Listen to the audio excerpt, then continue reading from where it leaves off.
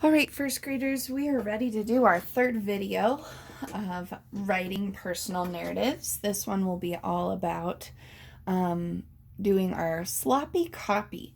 So I've got my flow map from my plans from yesterday. Let me turn it one way or the other way, that way you can see it. That was from yesterday, and I'm going to be writing my sloppy copy using my plans, and I always start with my title. Now, think like a book. When we use a title, we put it at the front cover. And when we have a title for our own story, we will put it at the top of our page. And my title was Getting Ready. And I've got two uppercase letters because it's the name of my story. Now I'm going to start with my first box. Okay, and I could use some transition words, or I could just jump right in. And I'm going to jump right in and start my story. When I start a paragraph, I have to indent. And what that means is I use two fingers to start over to the side. And you see how I move my first word over a little bit? That shows us that we're starting a new paragraph. We don't do that for every sentence, just for the first paragraph. And I wake up at 6 a.m.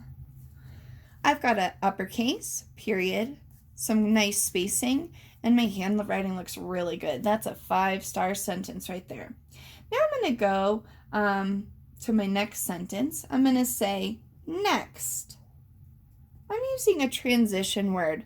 Transition words are words that we can use to help move our writing along, to help us storytell a little bit better. Next, I go to the bathroom to brush my teeth. And I've got an uppercase and a period on my sentence. And I'm going to go to my third box. That was box number 1. Box number 2. Now I go to my next box. So my next box shows in the drawer is my purple comb and I brush my hair. And I like that one. I'm thinking maybe I add a few more details in that one, but I did pretty good describing where I found the things that I need. And I'm going to say in the drawer is my purple comb and I brush my hair. I'm going to add a detail.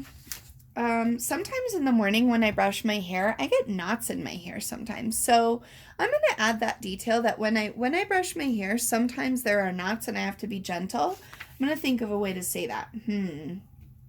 Sometimes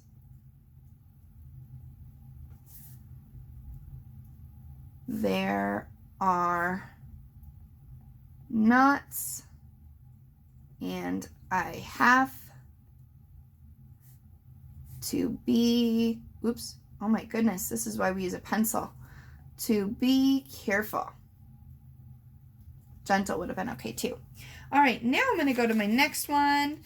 After that, I get dressed and put on my shoes. Yes, we have to be ready to leave the house. After that, I get dressed and put on my shoes. Okay, the last thing that I had in my flow map was before I leave, I say goodbye to Mally. Now, I could say it like that, he's my cat, or I could say last, I always say goodbye. I'm going to have to think of that. I think I'm going to just keep it how I wrote it. I said, before I leave, I say goodbye to Mally. Wow. Very good. And so I'm all done with my sloppy copy. And now I'm ready to go back and double check for any mistakes that I made. And then I'll be ready to make my fancy copy. When I look at my writing, I did a pretty good job. I love the way that I indented to show that my paragraph, this big chunk of writing right here, this is the beginning of it. So I'm able to indent to show that. And what I like about that is then when I write more later on, when I'm in second grade, I can see when a new idea or a new paragraph will start. This whole paragraph is all about getting ready, and I'm going to go back and double check to make sure, because that's something that sometimes we forget when we're writing. Sometimes we're telling a big story and there might be one sentence that doesn't make sense. And thank you for watching, and hopefully that helps you remember how to take our flow map and turn it into a paragraph. Nice job.